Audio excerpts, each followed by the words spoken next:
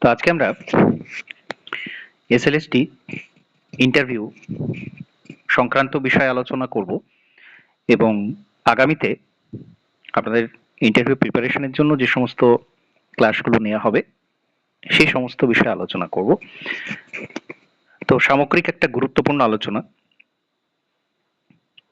প্রথমত, ইন্টারভিউটা কোন সময় হতে পারে সেটা আমাদের জানা প্রয়োজন, তাহলে আমরা বুঝতে পারবো যে এর জন্য প্রিপারেশনটা কিভাবে কোন সময় নিতে হবে এবং তার জন্য একটা সঠিক পরিকল্পনা ঠিক কি হতে পারে। তো আগামীতে পুজোর ঠিক পরে পরেই আমরা দেখব রিটেনের যে রেজাল্ট সেটা চলে আসবে এবং তারপরেই ফল প্রকাশিত হবে। ফল প্রকাশের পর আপনারা যে সময়টুকু পাবেন সেটা খুব সামান্য সময়, কারণ সুপ্রিম কোর্ট থেকে যে সময়সীমা বেঁধে দেওয়া হয়েছে যে 31শে ডিসেম্বরের মধ্যে নিয়োগ সম্পন্ন করতে হবে, তো সেটা করতে গেলে তার আগে এতগুলো সাবজেক্টের প্রার্থীদের 1.6 এই অনুপাতে ডেকে, অর্থাৎ 100 জনকে যদি নেওয়া হয় সেখানে 160 জনকে ডাকা হবে। এই অনুপাতে ডেকে তাদের ইন্টারভিউ করিয়ে অতি দ্রুততার সাথে তার রেজাল্ট বের করে কয়েকটা পরপর কাউন্সেলিং সম্পন্ন করে সম্পূর্ণ নিয়োগটাকে কমপ্লিট করা, এটা করতে গেলে ম্যাক্সিমাম নভেম্বরের মাঝামাঝি সময়ে সম্পূর্ণ ইন্টারভিউটা কিন্তু কমপ্লিট করে ফেলতে হবে, তাছাড়া সম্ভব নয়। সুতরাং আপনারা এটা ধরে নিন যে ইন্টারভিউ এর প্রস্তুতির জন্য আপনারা আর মাত্র 1 মাস সময় পাবেন। তার মধ্যে যাবতীয় প্রিপারেশন করতে হবে এবং সবথেকে গুরুত্বপূর্ণ যে বিষয়টা সেটা হচ্ছে এর জন্য যে বরাদ্দ নম্বর রয়েছে সেটা হচ্ছে অনেক অনেক বেশি নাম্বার, 20 নাম্বার টোটাল। এটা আপনারা প্রত্যেকেই জানেন যে 20 নাম্বার বরাদ্দ রয়েছে। তো সেটা শুধুমাত্র ইন্টারভিউর জন্য নয়, 10 নাম্বার ইন্টারভিউ এবং 10 নাম্বার তার ডেমনস্ট্রেশনের জন্য। সুতরাং এই যে বিষয়টা, এটা কিন্তু মাথায় রাখতে হবে যে আমাদের প্রিপারেশন শেষ হয়ে যায়নি, রিটেন পরীক্ষার সাথে সাথেই সেটা শেষ হয়ে যায়নি, বরং আরো ভালোভাবে সেটা কিন্তু শুরু হয়েছে। তো এর প্রস্তুতি করতে গেলে এই মুহূর্ত থেকে আমাদের ঠিক কি কি করতে হবে, কি কি ভাবতে হবে, সেটাই আলোচ্য বিষয়। তো আমি দুটো পার্টে বিষয়টা নিয়ে আলোচনা করব। একটা হচ্ছে 10 নাম্বারের জন্য যে ইন্টারভিউ সেকশন রয়েছে, আর 10 নাম্বারের জন্য রয়েছে ডেমনস্ট্রেশন। এই দুটোর জন্য কিন্তু আলাদা আলাদা ধরনের প্রিপারেশন লাগবে, কারণ ইন্টারভিউতে কি দেখা হবে। দেখুন, আপনি কতটা জানেন, আপনি রিটেন পরীক্ষা দিয়ে আপনার যে জ্ঞানের বহর সেটা অলরেডি দেখা হয়ে যাচ্ছে। তাহলে এখানে আলাদা করে কি যাচাই করা হবে, কি যোগ্যতা সেখানে দেখা হবে, সেখানে আপনার আত্মবিশ্বাস দেখা হবে, সেখানে আপনার ব্যক্তিত্ব দেখা হবে, সেখানে অবশ্যই আপনার বিষয় সম্পর্কে যে জ্ঞান সেটা দেখা হবে এবং আপনার এই যে ব্যক্তিত্ব সেটা একটা শিক্ষালয়ে বা শ্রেণীকক্ষে সেটা কতটা ফলপ্রসূ। আপনি একটা কি যন্ত্র মানব? আপনি কিছু জিনিস মুখস্থ করে পরীক্ষা পাশ করে এসেছেন? আপনি কি একটা যন্ত্র মানব? নাকি ঠিক শিশুদের জন্য আপনি একজন আদর্শ মানুষ হবেন, তাদেরকে আপনার মধ্যেকার যে বিষয়গুলো যে জানা রয়েছে সেটা আপনি সঠিকভাবে ছড়িয়ে দিতে পারবেন কিনা। এবং এই জন্যই কিন্তু এই 10 নম্বরের যে সেকশন সেখানে কিন্তু একই সাথে সাবজেক্ট বিষয়টা আসছে এবং তার সাথে কিন্তু এডুকেশন অর্থাৎ বিএড এর যে সমস্ত বিষয় পড়াশোনা করেছিলেন সেইগুলো কিন্তু একই সাথে চলে আসছে। এর মধ্যে আমরা দুটো ভাগ করে নিতে পারি। দুটো বলা ভুল হবে, এখানে আর একটা সেকশন থাকে, সেটা হচ্ছে আপনি কতটা সচেতন নাগরিক। তার জন্য বেশ কিছু প্রশ্ন, আমি সেগুলো পরপর ধাপে ধাপে আলোচনা করব কি ধরনের প্রশ্ন সেখান থেকে আসতে পারে। আজকে আমি ওভারঅল ক্লাসের বিষয়ে আলোচনা করব, এই পুরো বিষয়টা, এবং এরপরে আপনাদের আমি ক্লাস ডিস্ট্রিবিউশন রেখে দেবো। সপ্তাহে অন্তত 2 থেকে 3টে আমি ক্লাস নেব ইন্টারভিউ এর জন্য স্পেসিফিক্যালি। সেখানে দুটো সেকশনই থাকবে, একটা জেনারেল সেকশন এবং একদম জিওগ্রাফি স্পেসিফিক আর একটা সেকশন। তো এই 3টে দিক থাকছে। আর ডেমনস্ট্রেশনের ক্ষেত্রে যেটা এই মুহূর্ত থেকে শুরু করে দিতে হবে সেটা হচ্ছে কি, লেসন প্ল্যান করা। কারণ যখনই আপনাকে কোনো বিষয় ডেমনস্ট্রেট করতে বলা হবে, একটা মাইক্রো টিচিং, তার জন্য কিন্তু পূর্ব পরিকল্পনা প্রয়োজন। এবং তার জন্য পঞ্চম শ্রেণী থেকে দ্বাদশ শ্রেণী পর্যন্ত, বিশেষ করে যে যে সেকশনে পরীক্ষা দিয়েছেন, কেউ 9-10-এ দিয়েছেন, কেউ 11-12-এ দিয়েছেন, এই যে অংশটা রয়েছে, সামগ্রিক অংশটা, প্রত্যেকটা অধ্যায়ে আপনাকে যদি কোনোটা পড়াতে দেওয়া হয়, তাহলে সেটা আপনি কিভাবে পড়াবেন, সেই পরিকল্পনাটা, যেটা আমরা লেসন প্ল্যান করতাম বিএড এর সময়, সেই পরিকল্পনাটা কিন্তু আপনার আগে থেকে থাকবে। এবং এটা কিন্তু খুব সাদামাটা হলে চলবে না, আপনাকে বাকিদের থেকে আলাদা কিছু ভাবতে হবে, যেটাতে যারা ইন্টারভিউয়ার রয়েছেন তারা বুঝতে পারেন যে আপনি সেই ব্যক্তি যাকে বেছে নেওয়ার জন্য তারা এসেছেন। তো সেটা কিভাবে করতে হবে, বা ধরুন সবচেয়ে গুরুত্বপূর্ণ যে বিষয়টা, যখন শুরু করছেন, আপনি পড়ানো শুরু করছেন, দেখুন যারা ইন্টারভিউয়ার থাকবেন তারা কিন্তু এক ঝলকেই বুঝে যাবেন যে আপনি বিষয়টাকে কোন দিকে নিয়ে যাবেন। কারণ তারা দীর্ঘ সময় ধরে ডেমনস্ট্রেট দেখবেন না, বা দেখলেও সেটা আপনার পক্ষে খুব একটা অসুবিধাজনক হবে না, কারণ শুরুটাই হচ্ছে সবচেয়ে গুরুত্বপূর্ণ বিষয়। কারণ শুরুতেই আমরা একটা মানুষকে যখন বিচার করি, তাকে দেখে তার সাথে কথা বলে আমরা কিন্তু একটা মোটামুটি তার সম্পর্কে ধারণা করিনি।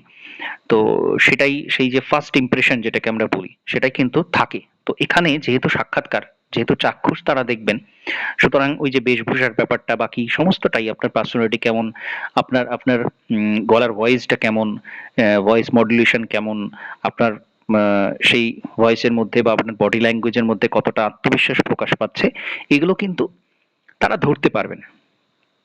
তো আগে থেকে আপনাকে পরিকল্পনা করে নিতে হবে ডেমনস্ট্রেট দেওয়ার সময়।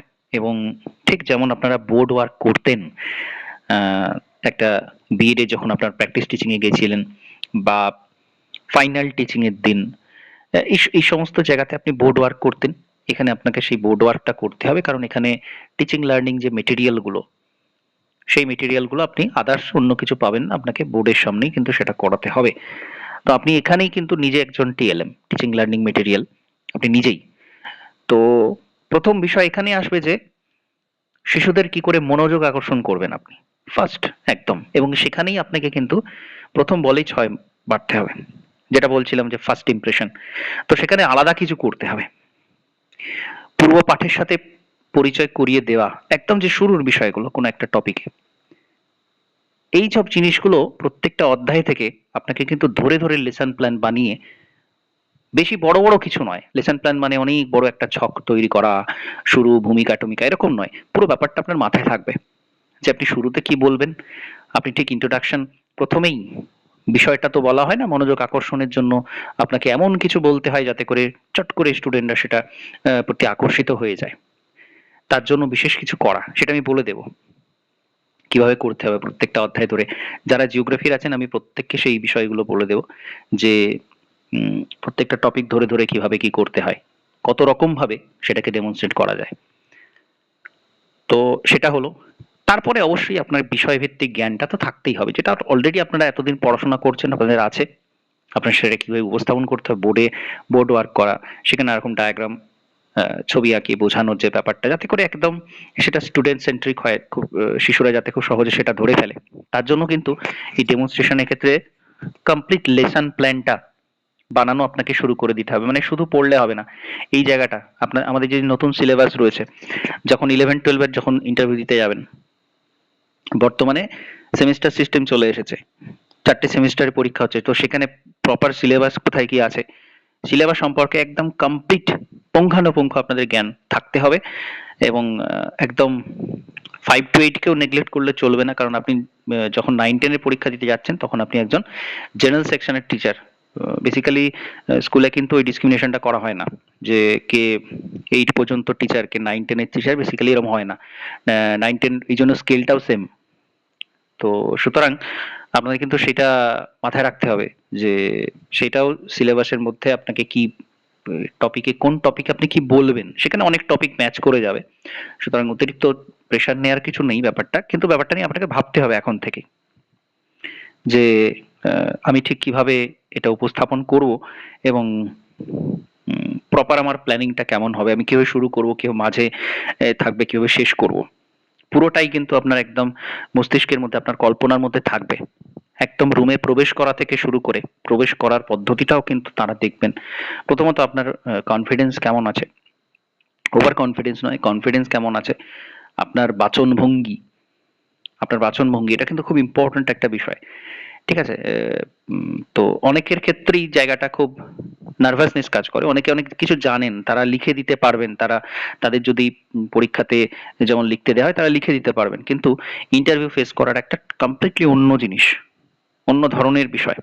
সেখানে আমরা আমাদের মানে আমরা যদি অতিরিক্ত টেন্স থাকি, আমরা যদি খুব এক্সাইটমেন্টের মধ্যে থাকি, তাহলে কিন্তু আমরা যেটা বলতে যাব আলটিমেটলি সেটা বলতে পারবো না, অন্য কিছু বলে ফেলবো। বা এক্সাইটমেন্টে আমি তো ভুলেই গেলাম, আমাকে যখন ডাইরেক্ট কোয়েশ্চেন করা হচ্ছে আমি তো লিখে দিতে পারবো বিষয়টা, কিন্তু বলতে পারছি না। এরকম ধরনের নানান রকম জড়তা বিভিন্ন জনের মধ্যে থাকে। তো সেইগুলো কাটিয়ে ওঠা, মানে ব্যক্তিত্বের মধ্যে যে সমস্ত ঘাটতিগুলো আছে সেইগুলো কাটিয়ে ওঠা, তার জন্য প্র্যাকটিস প্রয়োজন। তার জন্য মক ইন্টারভিউ দিতে হয়। তো সেই মক ইন্টারভিউ এর ব্যবস্থা করা হবে।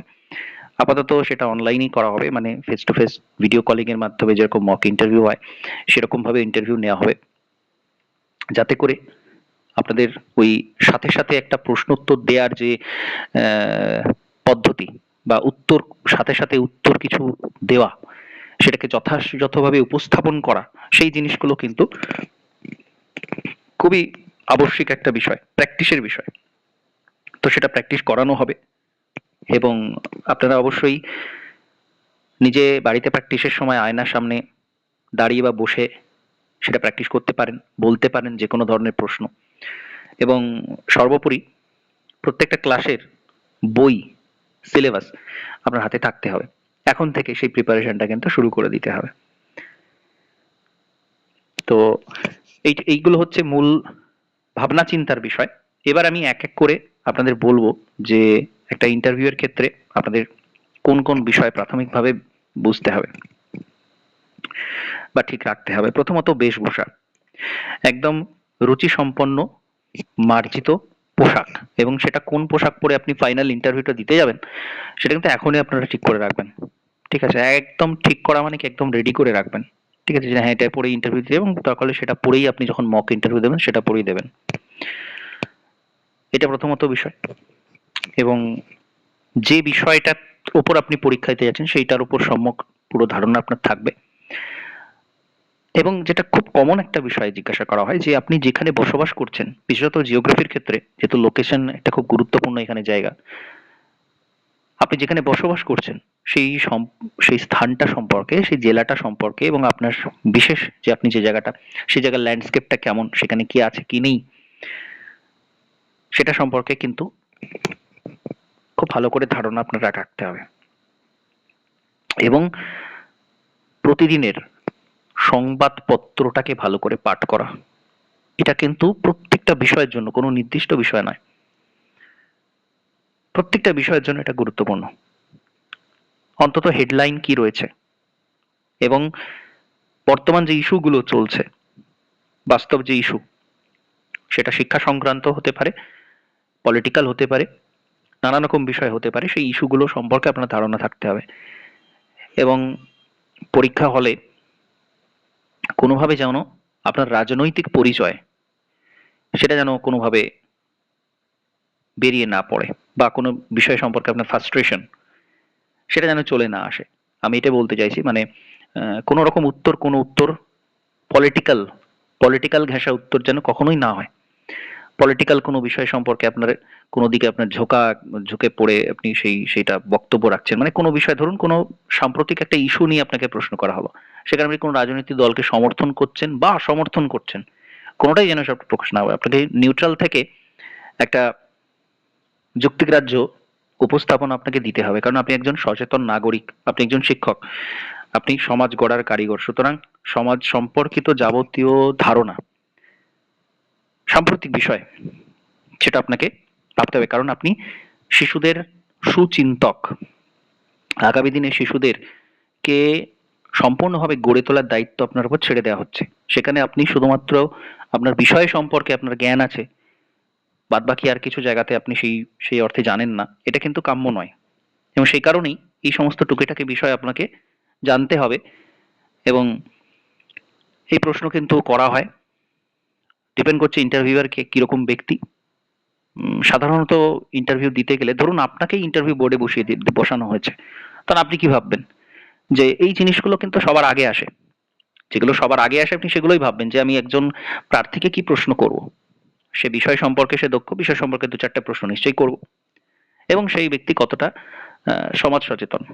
কারণ একজন শিক্ষককে এই জায়গাটা তাকে রাখতেই হয়। অন্য কোনো চাকরির ক্ষেত্রে সেটা তো থাকেই, কিন্তু টিচারকে অনেক বেশি সেটাকে রাখতে হয়, কারণ তিনি একটা মানুষকে তৈরি করবেন। সুতরাং সামগ্রিক দিকে তার কতটা জ্ঞান আছে, শুধু বিষয় নয়, বিষয়ের বাইরে গিয়েও তার কতটা জ্ঞান আছে, সেটা কিন্তু বিচার্য। একটা আদর্শ ইন্টারভিউ দেখুন, এখানে একটা বিষয়, যে যিনি ইন্টারভিউয়ার রয়েছেন তিনি সবসময় যে এই বিষয়গুলো থেকে প্রশ্ন করেন তা নয়, কিন্তু আপনাকে সব দিকে 100% প্রস্তুতি রাখতে হবে। কারণ যদি 100, ধরুন 10 জন ইন্টারভিউয়ার রয়েছেন, 10 জনের মধ্যে 7-8 জনই কিন্তু কিছু কমন প্রশ্ন করে থাকেন, সেইগুলো কিন্তু এই ধরনের বিষয়। সুতরাং আপনাকে সেই প্রিপারেশনটা রাখতে হবে। এবার তিনি সেটা প্রশ্ন করলেন কি করলেন না সেটা অন্য বিষয়। কয়েকটা জিনিস জায়গা থেকে প্রশ্ন আসবেই আসবে, সেটা হচ্ছে প্রথমত আপনার সাবজেক্ট, এবং সাবজেক্ট মানে মাধ্যমিক উচ্চ মাধ্যমিক লেভেল পর্যন্ত নয়, সেটা কিন্তু আপ টু গ্র্যাজুয়েশন এবং এমএসসি লেভেল পর্যন্ত। মানে আপনি 9-10 এ পরীক্ষা দিতে যাচ্ছেন মানে আপনাকে এমএসসি লেভেল থেকে আপনার কি স্পেশাল পেপার ছিল সেটা প্রশ্ন করা হবে না এমনটা কিন্তু নয়। কারণ ডিপেন্ড করছে কিরকম ইন্টারভিউয়ার সেখানে আছেন। তিনি হয়তো কোনো ইউনিভার্সিটির প্রফেসর, তিনি কিন্তু আপনাকে ওই ক্লাস 8-9 এ নেমে গিয়ে প্রশ্ন করবেন না, এটা আপনাকে ধরে নিতে হবে। করতেই পারেন, কিন্তু করবেন না এটা আপনাকে ধরে নিতে হবে। তো সুতরাং সেই জায়গা পর্যন্ত আপনাকে ভেবে রাখতে হবে। এবং তাহলে বুঝতে পারছেন কতটা ডাইভার্স বিষয় আসছে এখানে। মানে আপনাকে কোনো কিছু বাদ দিলে চলবে না। আপনাকে প্র্যাকটিক্যালের জিনিসপত্র পড়াশোনা করতে হবে, যেটা আপনি থিওরি পড়ার সময় এতদিন করে এসেছেন সেগুলো করতে হবে, এবং একদম প্র্যাকটিক্যালি সব কিছু সম্পর্কে একটা সম্যক ধারণা। আরেকটা বিষয়, ভুল উত্তর দেয়া, মানে ভুল কিছু বলা বা কোনো কিছু, এই জায়গাটা থেকে বিরত থাকবেন। যেটা আপনার জানা নেই বা মনে পড়ছে না, আপনি সরাসরি বলে দেবেন যে স্যার এই মুহূর্তে আমার এটা মনে পড়ছে না। তো সরাসরি আপনি সেটা বলবেন, কোনো রকম কোনো কিছু তথ্য লুকানো, কোনো কিছু একেবারেই মানে এই জিনিসটা আপনারা করতে যাবেন না। কারণ ইন্টারভিউরা কিন্তু আপনাকে সবসময় স্টাডি করছেন। আপনার চোখ, আপনার বডি ল্যাঙ্গুয়েজ, এগুলো কিন্তু অনেক কিছু কথা বলে দেয়। তো সুতরাং এই জায়গাতে সৎ থাকবেন। কোনো কিছু না জানলে বা কোনো কিছু সম্পর্কে আপনার দ্বিধাদ্বন্দ্ব থাকলে সেটা সরাসরি বলে দেবেন যে স্যার এটা, সততার বজায় রাখবেন ইন্টারভিউ এর হলের মধ্যে। তো এটা একটা বিষয়, গুরুত্বপূর্ণ বিষয়। এবার কোন কোন জায়গা থেকে সাধারণত একদম কমন যে প্রশ্নগুলো কি কি করা হয় সেটা আমি একটু আলোচনা করব। প্রথমত আপনাকে ওই আপনি কোথা থেকে আসছেন এটা জিজ্ঞাসা করা হবে। সাধারণত আহ, আপনি কোন ইউনিভার্সিটিতে পড়াশোনা করেছেন, যদি তিনি ইউনিভার্সিটির প্রফেসর হন বা হন তাহলে কিন্তু এটা সাধারণত প্রশ্ন এটা জিজ্ঞাসা করা হয়, কোন ইউনিভার্সিটি থেকে আপনি আসছেন। এর পরে দেখবেন আপনার চলে যাবে ব্যক্তিগত জীবন। আপনার বাড়িতে কে কে আছেন এই প্রশ্ন হতে পারে, তারা কি করেন, ধরুন আপনার বাবার প্রফেশনও জিজ্ঞাসা করা হতে পারে। ধরুন কেউ কৃষক বা আরো অন্য ধরনের কেউ পেশাতে নিযুক্ত আছেন, সেক্ষেত্রে আপনি সাবলীলভাবে সেটা বলছেন কিনা বা সরাসরি আপনি কতটা সততার সাথে সেগুলো উত্তর দিচ্ছেন, এগুলো কিন্তু বিরাট গুরুত্বপূর্ণ ফ্যাক্টর। মানে এগুলো হয়তো খুব ক্যাজুয়াল প্রশ্ন মনে হতে পারে, কিন্তু এগুলোকেও আপনাকে ভাবতে হবে যে আমি যখন এগুলো বলবো সেই বলার পদ্ধতিটা কেমন হবে। তো এই প্রশ্ন আসবে ব্যক্তিগত জীবন সম্পর্কিত, এগুলো খুব কমন বিষয়। এইগুলো ধরে ধরে নিন, 10 জন যদি পরীক্ষা দিতে যায় তার মধ্যে 9 জনকে এগুলো ধরা হবে, হবেই একদম। আচ্ছা, শিক্ষাগত যে অতীতে আপনি ওই যেটা বলছিলাম যে অতীতে আপনি কি পড়েছেন, মানে সেটা ইউনিভার্সিটি তো বটেই, তার সাথে সাথে আরো ধরুন আপনার মাধ্যমিকে পার্সেন্টেজ কি ছিল, আপনার এইচএসে আপনি জিওগ্রাফিতে কত মার্কস পেয়েছিলেন, ঠিক আছে? যদি বেশি পেয়ে থাকেন তাহলে সেক্ষেত্রে হয়তো তারা বাহবা দিলেন বা বললেন, বা যদি কম পেয়ে থাকেন সেক্ষেত্রে তারা, মানে এই পুরো বিষয়গুলোকে কিন্তু প্রশ্নের মাধ্যমে, সাধারণ প্রশ্নের মাধ্যমেও কিন্তু আপনাকে যাচাই করা হবে। আপনার সততা কতটা, আপনি কতটা কনফিডেন্সের সাথে সেটা বলছেন, বা ধরুন কোনো একটা জায়গাতে আপনি কম নম্বর পেয়েছেন, আপনাকে জিজ্ঞাসা করা হলো, সেখানে আপনি লজ্জিত হচ্ছেন নাকি আপনি সৎভাবে বলছেন, আপনার কোথায় কি দুর্বলতা ছিল সেটা আপনি জানেন কিনা। এটা খুব গুরুত্বপূর্ণ একটা বিষয় যে আপনার আপনার দুর্বলতাগুলো আপনি কি জানেন। আপনার দুর্বলতাগুলো কিন্তু জানতে হবে, যে আমার এই জায়গাতে দুর্বলতা আছে। ধরুন আপনার হাতের লেখা খারাপ হতে পারে, ধরুন আপনি হয়তো খুব একটা ভালো ছবি আঁকতে পারেন না, জিওগ্রাফিতে যেটা খুব দরকার হয়। এরকম ধরনের কি কি দুর্বলতা আপনার আছে সেটা আপনাকে জানতে হবে, প্লাস আপনার কি কি প্লাস পয়েন্ট আছে।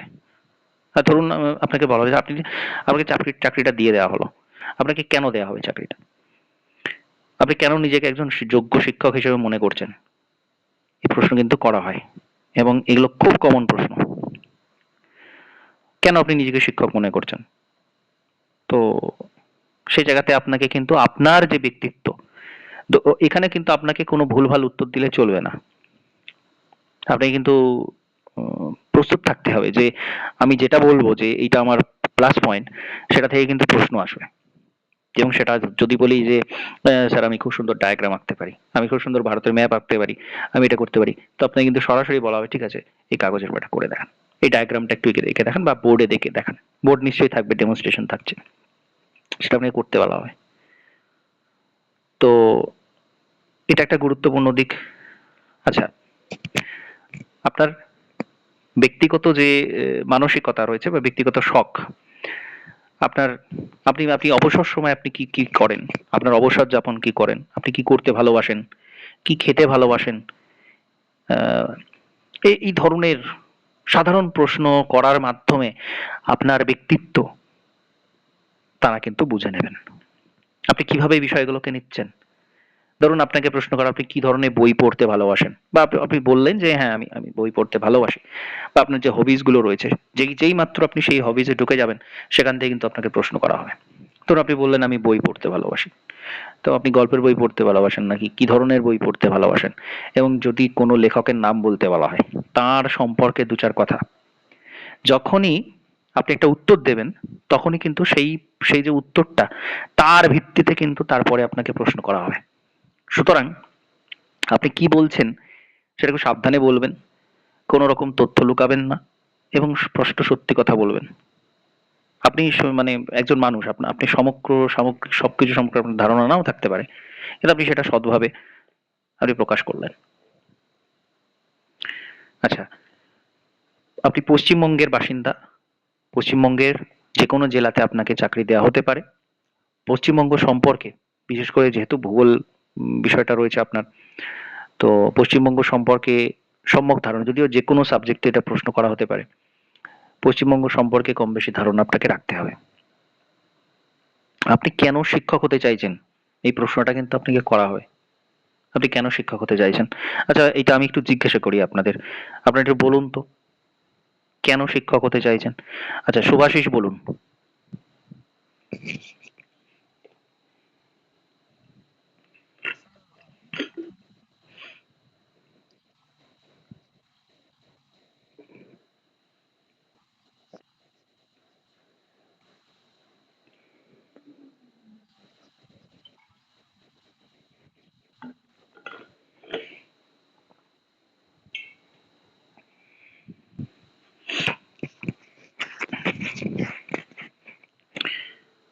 ভালো হ্যাঁ, এই পেশাটা ভালো লাগছে কেন, মানে কি কি কারণে আপনার এই পেশাটা ভালো লাগছে? আর মানুষ গড়ার কারিগর বলছেন, তো আপনি কি মনে করছেন আপনার মধ্যে কি কি গুণাবলী আছে যেটা একটা শিশুর ক্ষেত্রে তাকে মানুষ গড়ার কারিগর তৈরি করে দেবে?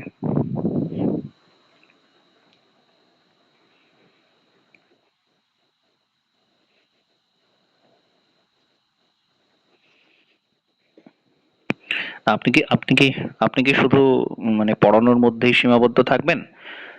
ঠিক আছে, আপনি ভালোবেসে পড়ালেন, আপনার বিষয় আপনি খুব সুন্দর করে বুঝিয়ে দিলেন। তো সেক্ষেত্রেই কি আপনার মনে হয় তারা মানুষ তৈরি হবে?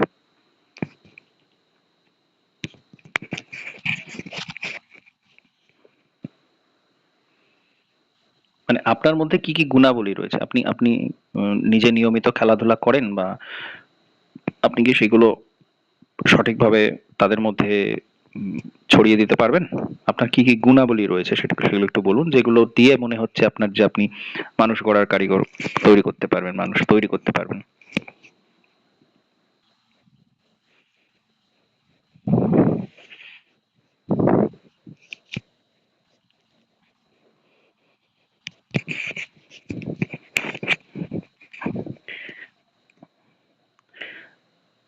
আচ্ছা, হ্যাঁ, ঠিক আছে। একটু বলি। আ এই ধরনের প্রশ্ন কিন্তু হয়। এবার দেখুন, আপনি যে জায়গাটায় সীমাবদ্ধ থাকছেন সেটা হচ্ছে আপনি কিন্তু আপনার বিষয়ের মধ্যে সীমাবদ্ধ থাকছেন। আপনি একটা কথা বললেন যে মানুষ গড়া। সেটা কিন্তু আপনি শুধুমাত্র বিষয়কে বুঝিয়ে সেটাকে সঠিক উপস্থাপন করে শিশুদেরকে বুঝিয়ে টুঝিয়ে আপনি কিন্তু সেটা করতে পারবেন না। একটা শিশুকে তৈরি করা তার মানে কিন্তু শুধুমাত্র সেই বিষয় সম্পর্কে ধারণা থাকবে পরিষ্কার, সেটা কিন্তু নয়। আপনাকে তার সামগ্রিক বিকাশের দিকে লক্ষ্য রাখতে হবে। সেটা শুধুমাত্র খেলাধুলাও নয়।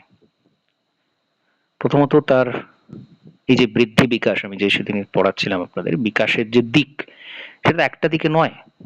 শুধুমাত্র তার এই দিকে বিকাশ হলো সেটা কখনোই নয়। তার চারিত্রিক বিকাশ, তার প্রাক্ষবিক বিকাশ, তার শারীরিক বিকাশ, মানসিক বিকাশ, সামাজিক বিকাশ, এই সবকটা দিক বিকাশের মধ্যে পড়ে। এবং সেটা যখন আপনি সঠিকভাবে করতে পারবেন, একটা শিক্ষকের কিন্তু এটা দায়িত্ব যে তিনি ক্লাসরুমে থাকবেন মানে শুধুমাত্র পড়াশোনা নিয়ে আলোচনা সেখানে হবে, একেবারেই নয়।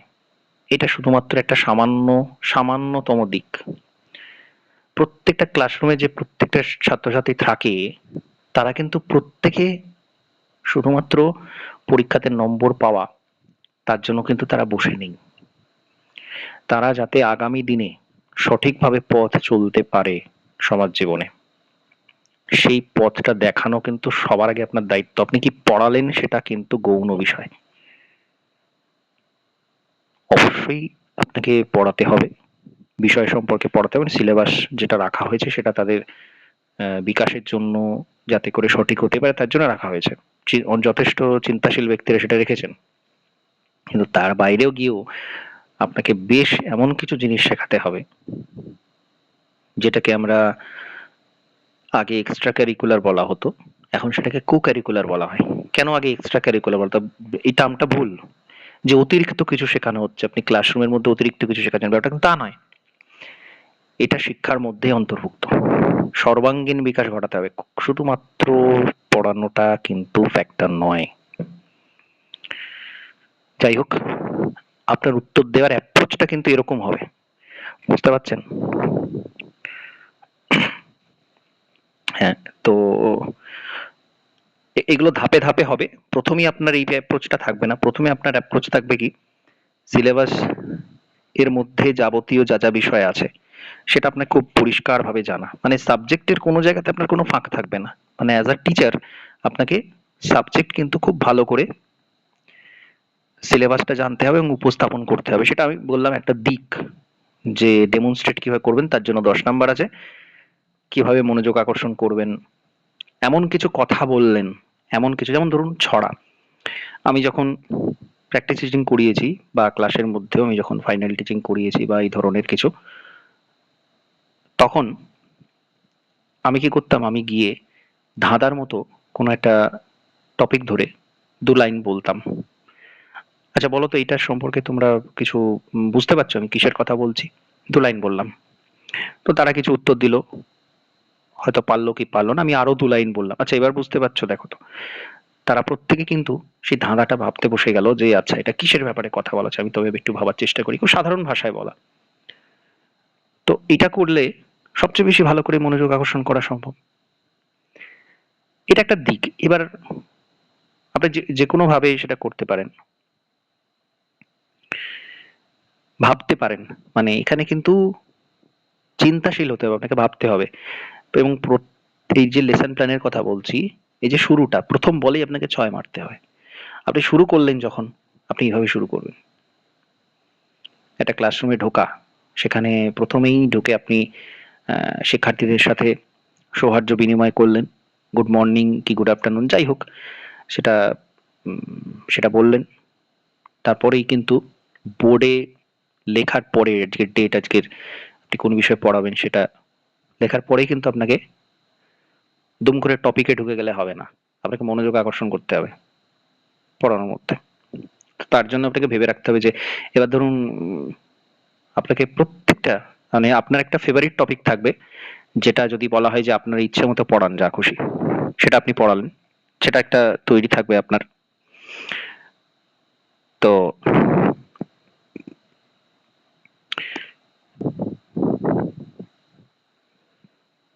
আমার কথা কি শোনা যাচ্ছে না?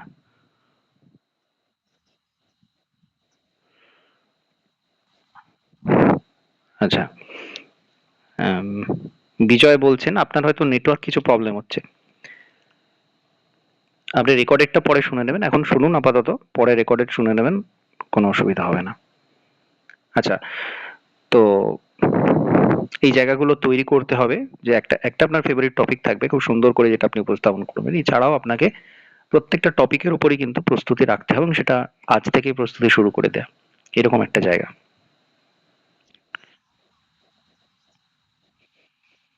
হুম। হ্যাঁ, হ্যাঁ, সেজন্যই তো বলছি আপনাকে পুরো সিলেবাসের জন্যই লেসন প্ল্যান রাখতে হবে। যে এটা পড়াতে বললে আমি কি বলবো, কি কি পড়াবো। শুধু তো টপিকটা জানা নয়, সেটাকে উপস্থাপন কিভাবে করবেন, কিভাবে শুরু করবেন, কিভাবে মিডলে কি বলবেন, কিভাবে শেষ করবেন, সবটা আপনাকে প্রস্তুতি রাখতে হবে। ঠিক আছে? তো সেই মতো করে নিজেকে প্রস্তুত করতে হবে। এটা একটা একটা হিউজ কাজ, একটা বিরাট বড় কাজ। এবং এটাতে যেহেতু 10 নম্বর রয়েছে, সেটা বুঝতেই পারছেন সেই জায়গাতে লড়াইটা কোন জায়গাতে হবে। এবং প্রথমের আমি যে বেসিক বিষয়গুলো বলছিলাম যে ইন্টারভিউ দিতে গেলে, এবং সবচেয়ে ইম্পর্টেন্ট যে কোয়েশ্চেনটা যে আপনি শিক্ষক কেন হতে চাইছেন, এখন বেশিরভাগই বলবেন যে আহ, মানে আমার শিক্ষকতা পেশাটা ভালো লাগে। এখন এটা কিন্তু সকলে বলবেন না, আপনাকে একটু আলাদা কিছু ভাবতে হবে যে কেন আপনি শিক্ষক হতে চাইছেন। আপনি নিজে ভেবে দেখুন প্রথমত, যতর উত্তর ভেতর থেকে হবে, আমরা আমাদের উত্তরটা যদি কৃত্রিম হয় না, সেটা ঠিক মানে পরীক্ষকরা বুঝে যান যে হ্যাঁ একটু উত্তরটা কৃত্রিম হলো, ভাষা ভাষা উত্তর হলো, ঠিক ভেতর থেকে বলছেন না। আপনাকে ভেতর থেকে বলতে হবে, আপনার উত্তরটা কিন্তু ভেতর থেকে আসবে। তো সেইটা যদি হয় তাহলে পরীক্ষকরা কিন্তু সেটা বুঝতে পারবেন। এবং এই বিষয়ে দু একটা বলি, যেমন আমি যেটা উম, মানে আমি যখন ইন্টারভিউ দিতে যাই তখন যেগুলো ভেবে গিয়েছিলাম যে এই বিষয় যদি বলা হয় তাহলে এটা হবে। খুব কমন ব্যাপার, এটা আপনারা নিজের মতো করে ভাববেন, আমি এটা বলে দিচ্ছি বলে নয়। যেমন ধরুন যদি জিজ্ঞাসা করা হয় আপনাকে যে কেন আপনি শিক্ষকতা পেশায় আসতে চান,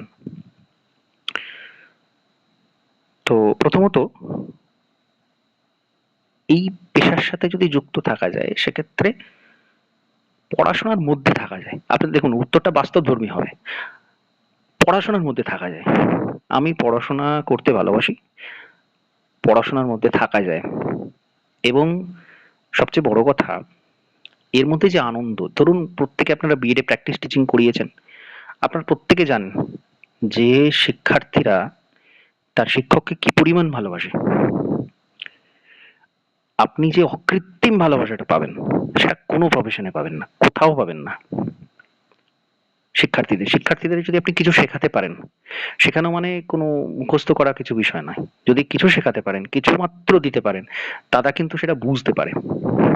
সে যদি অকাট মূর্খও হয়, সে কিন্তু বুঝতে পারে এই শিক্ষক কিন্তু আমাকে কিছু দিয়েছে। কিছু পরিবর্তন, সামান্য কিছু তার চারিত্রিক পরিবর্তন যদি আপনি আনতে পারেন, সেটা তার মধ্যে কিন্তু থেকে যায়। সে প্রচন্ড ভালোবাসা সেটা। এই প্রফেশন ছাড়া এটা কোথাও নেই। আপনারা দেখেছেন এরকম অনেক শিক্ষক, তাদেরকে বদলির নোটিশ দেওয়া হয়েছে বা তারা যে কোনো কারণে অন্য জায়গায় চলে যাচ্ছেন, গোটা স্কুল কান্নাকাটি শুরু করেছে যে এই শিক্ষককে যেতে দেওয়া হবে না। এটা আপনারা দেখেছেন নিউজে, যে কোনো জায়গাতে আপনারা এরকম প্রায়শই দেখবেন, বিভিন্ন জায়গাতে এরকম হয়। তো এটা কিন্তু অন্য কোনো প্রফেশনে নেই, পাবেন না। আজকে আপনি একজনকে শেখাচ্ছেন, একজন ক্লাসে আপনি ধরুন 1 বছরই যদি আপনি পড়িয়ে থাকেন, তাকে যদি 1 বছরও পেয়ে থাকেন, এমন কিছু কথা আপনি তাকে বলেছেন, এমন কিছু তাকে শিখিয়েছেন, সেটা তার সারা জীবন মনে আছে, মনে রাখার মতো আপনি কিছু বলেছেন।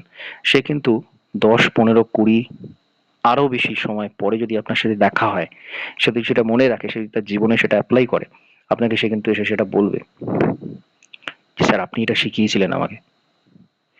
তো এই জিনিসটা, এটা কিন্তু কোনো প্রফেশনে কোথাও নেই। তো সবার আগে আপনি পড়িয়ে, আপনি শিখিয়ে যে আনন্দটা পেলেন, শিশুদের থেকে যে ভালোবাসাটা পেলেন, এটা কোথাও কোনো জায়গাতে পাবেন না। তো শুধুমাত্র আপনি বলে দিলেন যে আমার এই প্রফেশনটা ভালো লাগে, সেক্ষেত্রে কিন্তু পরিষ্কার এক্সপ্লেন করা হলো না কেন ভালো লাগে, কেন আমি এই প্রফেশনে আসতে চাই এবং কতটা আমি আসতে চাই। আপনাকে আবার প্রশ্ন করা হলো, ধরুন আপনি একটা শিক্ষকতা পেশা পেয়ে গেছেন, চাকরিটা আপনি পেয়ে গেলেন, এরপরে আপনি আরো কিছু ভালো পেলেন, আপনি আরো কোনো জায়গাতে, সেক্ষেত্রে আপনি কি শিক্ষকতা ছেড়ে সেটাতে যাবেন, নাকি আপনি সেটাই করবেন?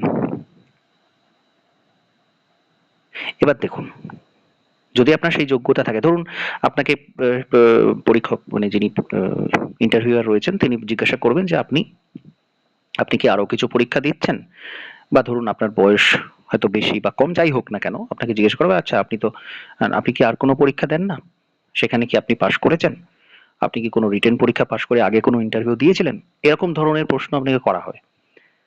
সম্পূর্ণ সৎ থেকে, সৎ, একদম 100% সৎ থেকে আপনি কিন্তু উত্তরগুলো দেবেন।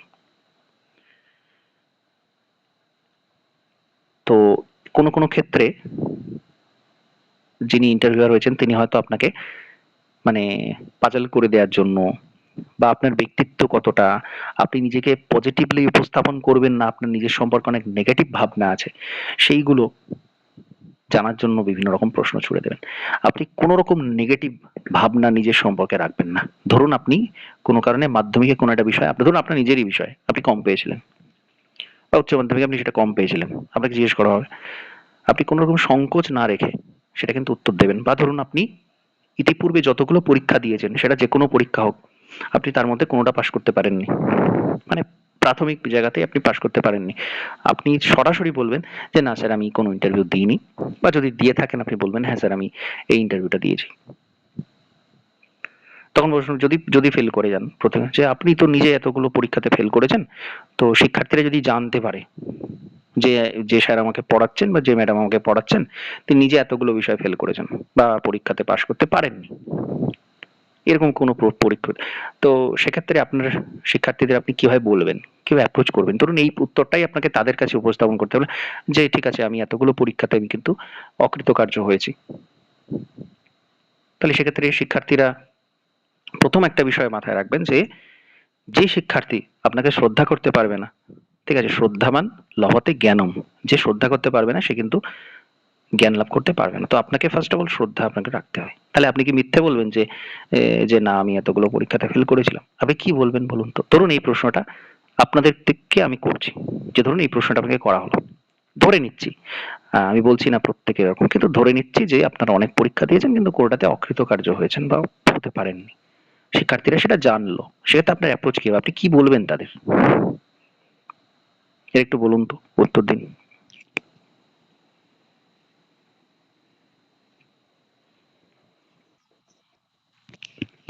আমি বলছি, ধরুন আপনি কোনো একটা চাকরির পরীক্ষা দিয়েছেন, সেটাতে আপনি অকৃতকার্য হয়েছেন।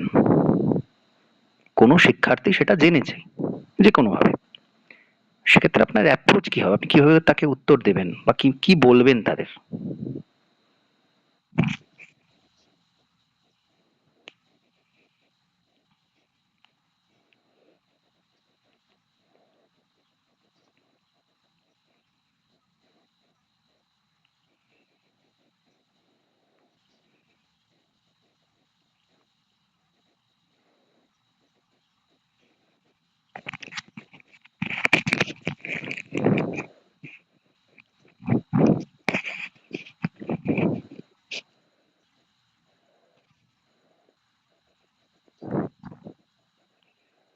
ঠিক, একদমই ঠিক বলেছেন।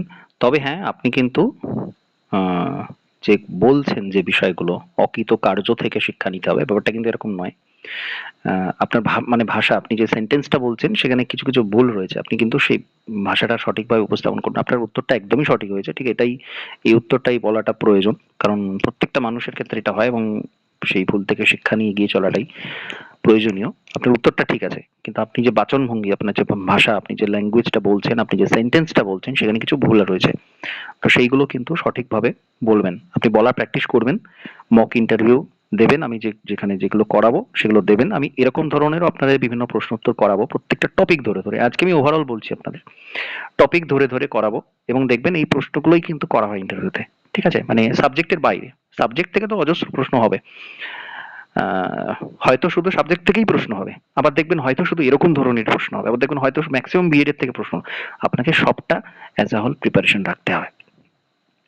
ঠিক আছে, তো আমি আপনাদের এই ক্লাসগুলো করাবো, প্রত্যেকটা টপিক ধরে ধরে কোথায় কি বলতে হবে, এগুলো কিন্তু মোস্ট মোস্ট ইম্পর্টেন্ট বিষয়।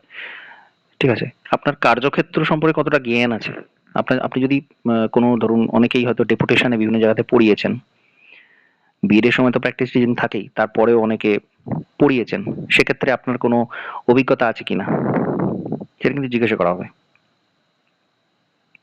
সেক্ষেত্রে আপনার কি পজিটিভ দিক ছিল, কি নেগেটিভ দিক ছিল, হ্যাঁ, আপনি স্কুলে পড়িয়েছেন, আপনার মনে হয়েছে, বা ধরুন বর্তমানে শিক্ষার যে মান, সেটা আপনার কি মনে হয় পড়ে গেছে? আপনার কি মনে হয় এর আগে ওই শিক্ষার জগৎটা অনেক বেশি বেটার ছিল? বা একজন শিক্ষক হিসেবে, একজন আদর্শ শিক্ষক হিসেবে আপনি নিজেকে কি মনে করেন আপনার মধ্যে কি কি গুণাবলীর কি কি মানে ঘাটতি রয়েছে, কি ঘামতি রয়েছে, সেইগুলো কিন্তু আপনাকে জিজ্ঞাসা করা হয়।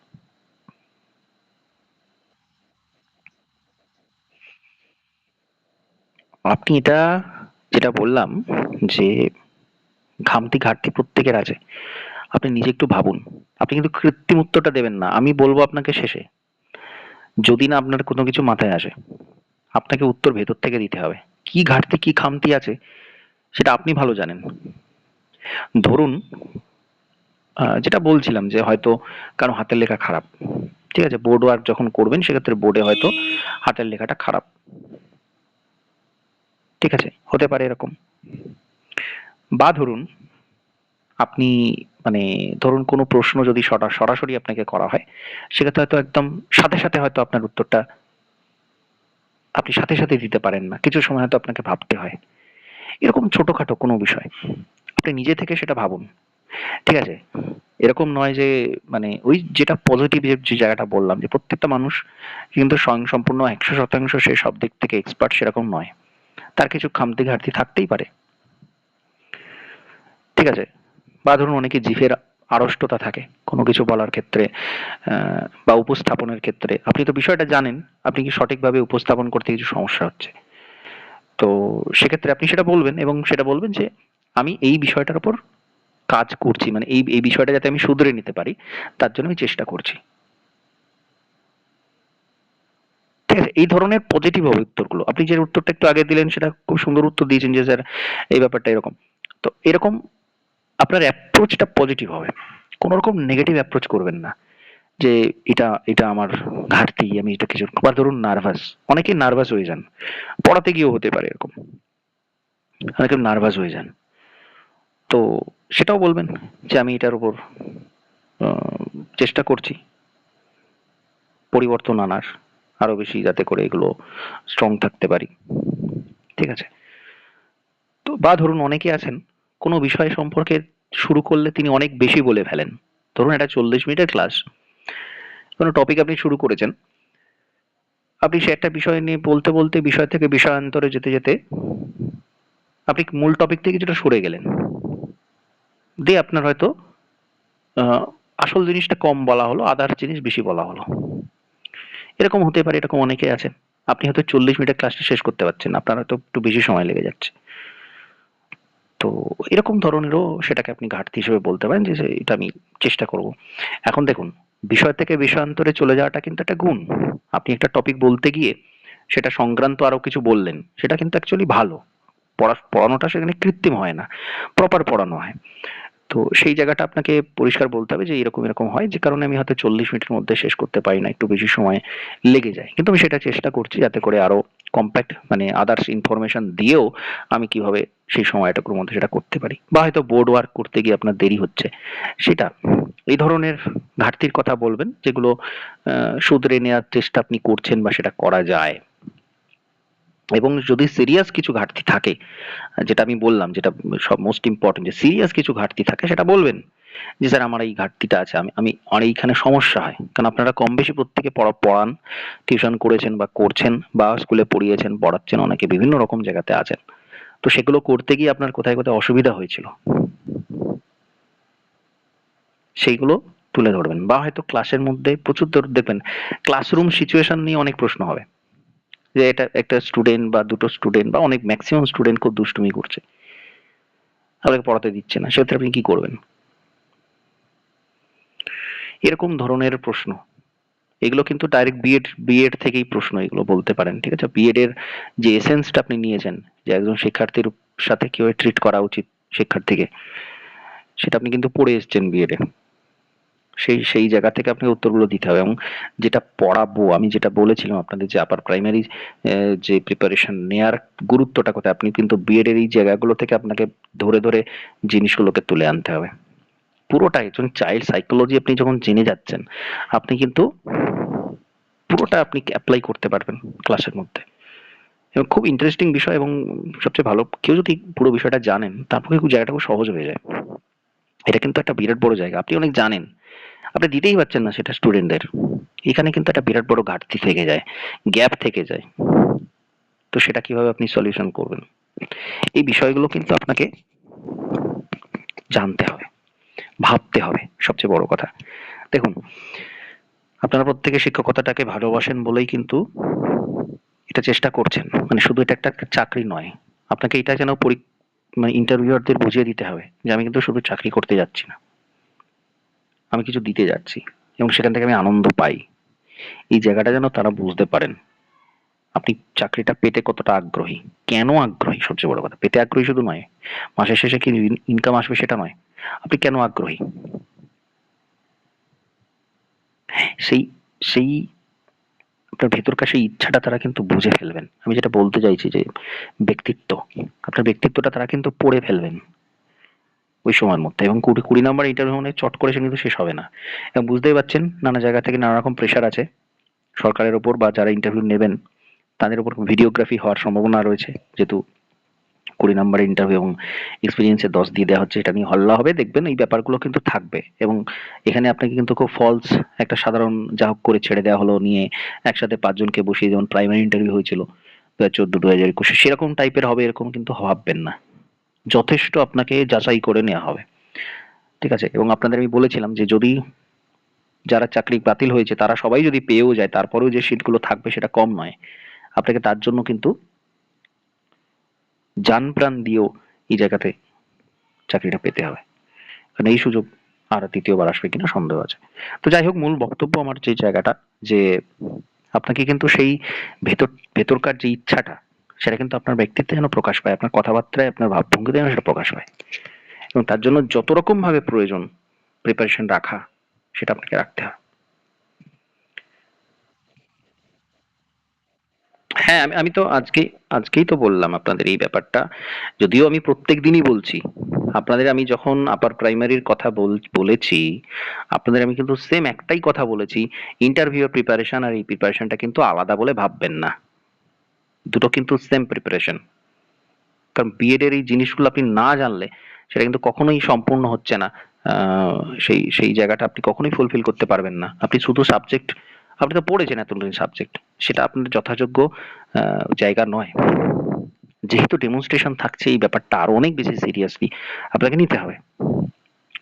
ঠিক আছে? শুধু ইন্টারভিউ থাকলে অনেক ক্ষেত্রেই শুধু সাবজেক্টের কোয়েশ্চেন করে ছেড়ে দেওয়া হয়, মানে যেমন যেমন যারা থাকেন তাদের, তারা ডাইরেক্ট ফ্যাকচুয়াল কিছু ইনফরমেশন জানতে চায়, ঠিক আছে, জানে, এটা খুব কৃত্রিম ব্যাপার, ঠিক আছে? কিন্তু এই ব্যাপারটা এরকম নয়। সবার আগে যেটা দেখা হবে, সবার আগে একদম কোনো কিছু না দেখে, সবার আগে দেখা যাবে আপনি কতটা আত্মবিশ্বাসী, কতটা কনফিডেন্ট। আপনি ঢুকছেন ইন্টারভিউ দিতে, সেখানে আপনি হয়তো খুব নার্ভাস, খুব নার্ভাস, সেটা কিন্তু চোখে লাগবে। কেন? আরেকটা দেখুন, আরেকটা বিষয়, ধরুন আপনি খুব কম কথা বলেন বা আপনার নিজের এই যে ভাবটা, মনের ভাবটা সেটা প্রকাশ করতে পারেন না। এটা কিন্তু একটা বিরাট বড় ঘাটতি। যদি এরকম কোনো বৈশিষ্ট্য থেকে থাকে আপনার মধ্যে, সেগুলো কিন্তু দূর করার চেষ্টা করুন। কারণ উপস্থাপন এমন একটা জিনিস, আপনার ভেতরে অনেক কিছু আছে কিন্তু আপনি বলতেই পারলেন না, উপস্থাপন করতে পারলেন না। এটা বিরাট বড় ঘাটতি।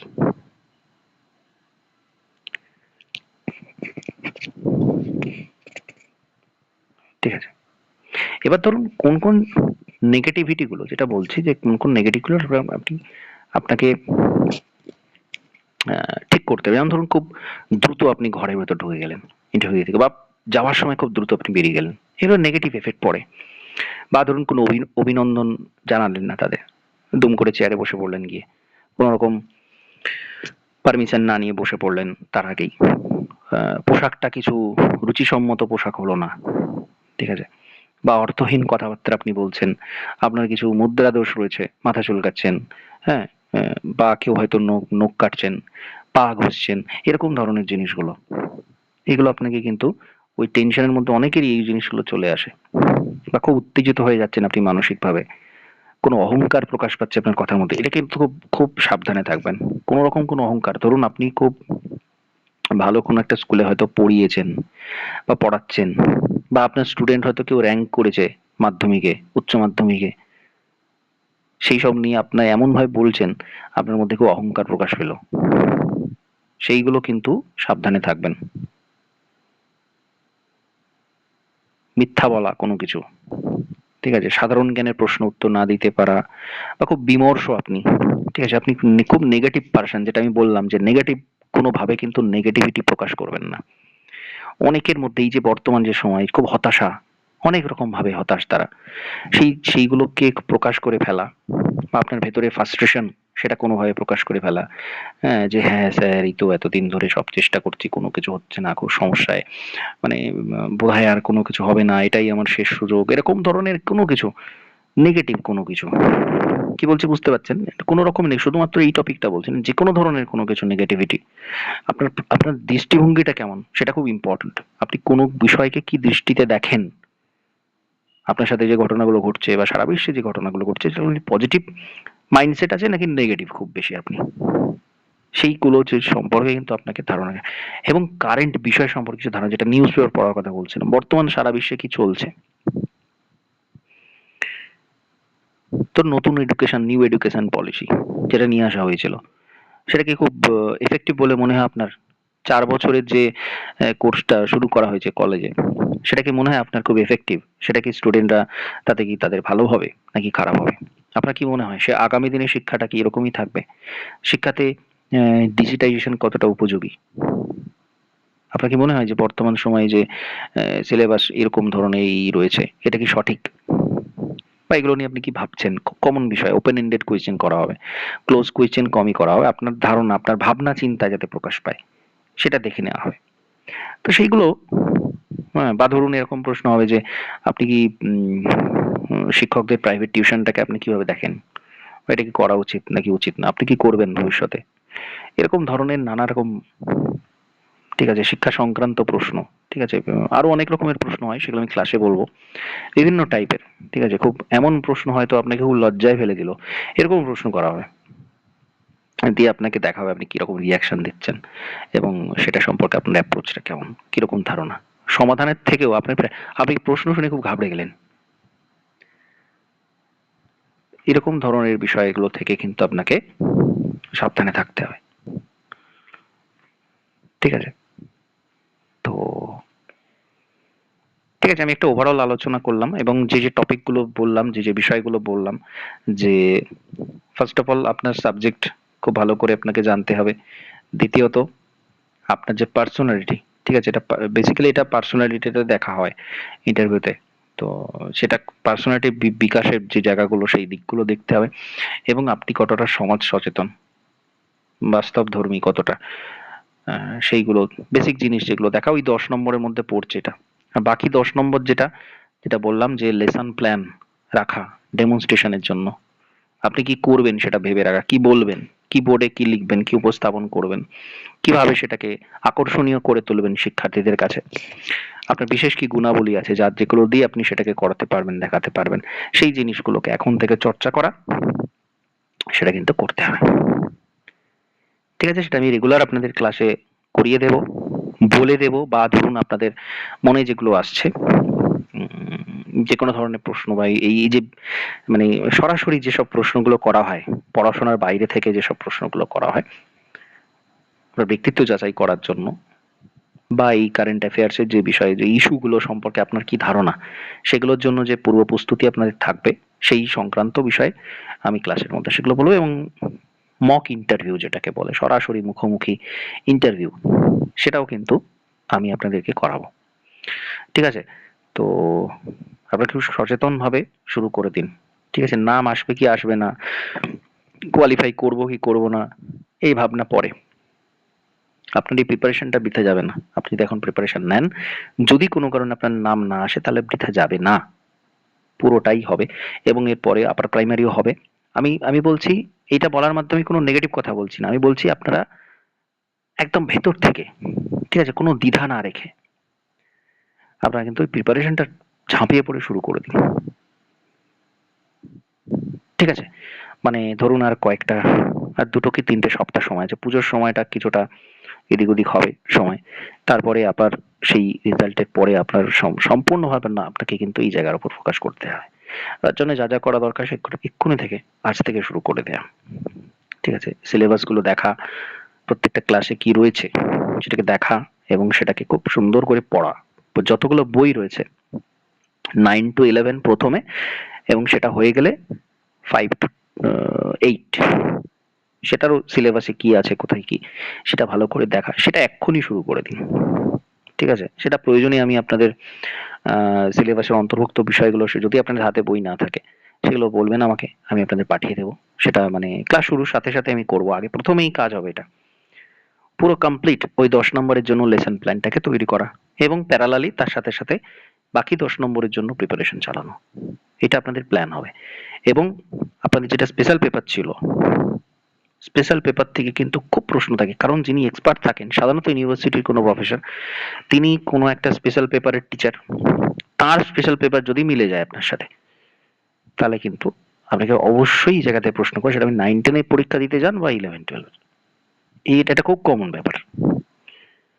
তো এইগুলো মাথায় রাখবেন, রেখে আপনি প্রিপারেশনটা শুরু করবেন। তো বাকি যাবতীয় যা যা মেটেরিয়াল বলুন, পরামর্শ বলুন, বা যাবতীয় যা যা প্রয়োজন হয় সেগুলো কিন্তু আমি আপনাদের দিতে থাকবো। ওকে, আমি ক্লাসটা রেগুলার করাবো আপনাদের, আমি শিডিউল দিয়ে দেব কিভাবে করবেন, বা কিভাবে আমি কি আপনাদের দেবো সেইগুলো। ওকে, আর কিছু প্রশ্ন থাকলে করতে পারেন।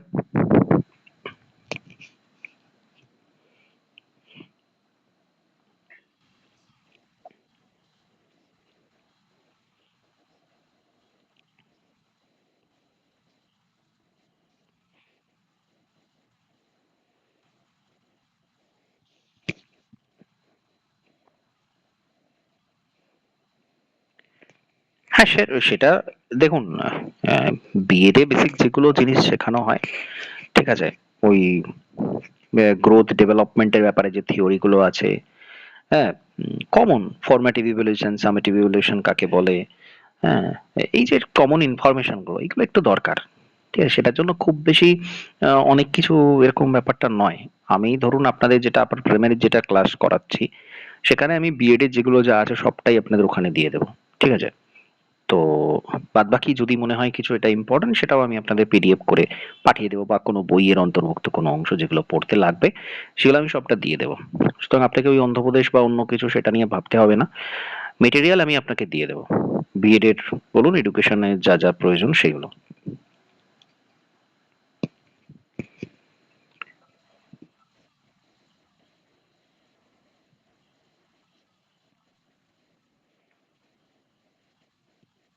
একদম একদম পরিষ্কার, একদম কোনো কিছু লুকাবেন না। লুকানো মানেই আপনার সেটা নিয়ে হীনমন্যতা আছে যদি ছোট হয়, বা যদি অনেক কিছু বড় কিছু করেন সেটা নিয়ে আপনার অহংকার আছে বা কিছু, কোনো রকম কোনো একদম কোনো কিছু লুকাবেন না, ভুল কোনো কিছু বলবেন না। আপনার প্রথমত সেটা উচিত নয়। দ্বিতীয়ত আপনি কিন্তু ধরা পড়ে যাবেন।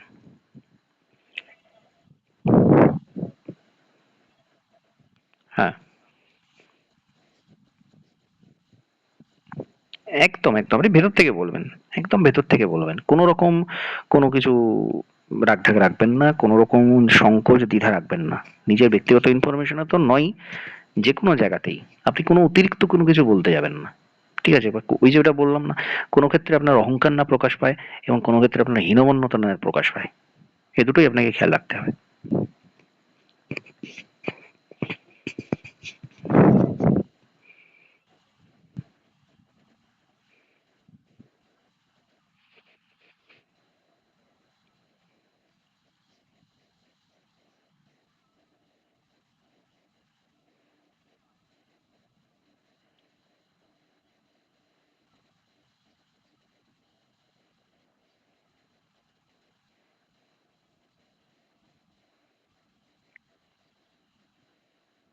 হুম।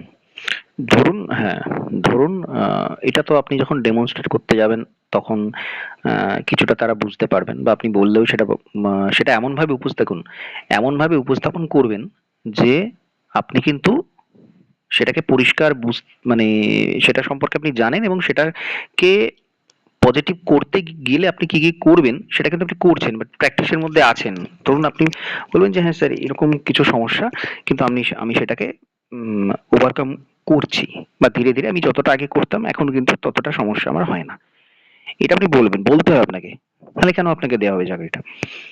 তো সেটা আপনি ওইভাবেও বলবেন না যে আমি বোঝাতে পারি না বা সেই মুহূর্তে আসে না। আপনি বলবেন যে, "হ্যাঁ, আমি কিছুটা নার্ভাস হয়ে যাই। তবে সেটা বিষয়টা শুরুর সাথে, সাথে বলার ১ম এ আমি কিছুটা নার্ভাস থাকি। তারপর আস্তে, আস্তে সেটা আবার ঠিক হয়ে যায়। এবং আমি সেইটার জন্য মানে প্র্যাকটিস করছি যে ১ম থেকেই আমি যাতে খুব কনফিডেন্টলি তাদের বিষয়টাকে তাদের কাছে উপস্থাপন করতে পারি। তার জন্য আমি তাদেরকে বিভিন্ন রকম টিচিং লার্নিং মেটেরিয়াল দেখানো, বিষয়টা সম্পর্কে তাদের সম্পর্কে সরাসরি আলোচনা করা, সেইগুলোকে আমি চেষ্টা করছি এবং আমি আশা করছি আমি সেটাকে খুব ভালোভাবে করতে পারবো। ঠিক আছে? ঘাটতি বলেই আপনাকে কিন্তু সমাধানটা দিতে হবে। সেখানে ছেড়ে দিলে হবে না। ঠিক আছে? হুম। হ্যাঁ, হ্যাঁ। ওটাই। এবার আপনি ওটা বলে ছেড়ে দেবেন না। আপনি বলবেন যে, "আমি এটাও আ চেষ্টা খুব করে যাচ্ছি নিরন্তর যে আমি ১ম এই যেন খুব কনফিডেন্টলি বলতে পারি। তার জন্য আমার আ পুরো টপিকটা সম্পর্কে খুব ধারণা এবং তার পরেই আমি সেটা যাতে তাদের শিক্ষার্থীরা খুব ভালোভাবে নিতে পারে। খুব ভালোভাবে তারা যাতে সারা সেই জ্ঞানটা আ তাদের মধ্যে অর্জন করতে পারে, তাদের আত্মস্থ করতে পারে সেটার জন্য আমি চেষ্টা করছি।" ঠিক আছে? এরকমভাবে আপনি উত্তরগুলো দেবেন। ঠিক আছে? এগুলো হয়ে যাবে। এগুলো নিয়ে কঠিন কিছু না। আমি বারবারই আপনাদের পড়ানোর সময়, বলার সময় এগুলো বলবো। ফিরে, ফিরে আসবেই বিভিন্ন টপিক, বিভিন্ন অংশ। ঠিক আছে? তো পার্সোনালিটি ডেভেলপমেন্ট বলুন একটা অংশ, একটা পার্ট এর মধ্যে। সেকেন্ড পার্ট হচ্ছে আপনার সাবজেক্ট এবং আ ডেমনস্ট্রেশন বা রিপ্রেজেন্টেশন। এই দুটোর অংশ আপনি ধরে নিন। তো যেহেতু সাবজেক্ট আপনারা পড়ছেন এতদিন, তো সেখানে মনে হয় না খুব একটা খামতি ঘাটতি আছে। এবার সেটাকে ওই উপস্থাপনের জায়গাটা ঠিক করে নেওয়া যে এটা আমি কিভাবে বলবো, কিভাবে পড়াবো। এই জায়গাটা। পার্সোনালিটি ডেভেলপমেন্ট আর রিপ্রেজেন্টেশন। এই দুটো দিক করতে হবে এবং কি, কি করতে হবে সেটা ওভারঅল একটা আইডিয়া আপনাদের দিলাম। ওকে, আর কিছু প্রশ্ন আছে?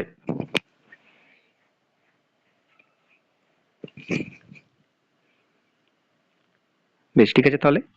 হ্যাঁ, তো আজকের ক্লাসটা আমি এখানে কমপ্লিট করছি। নমস্কার, ধন্যবাদ।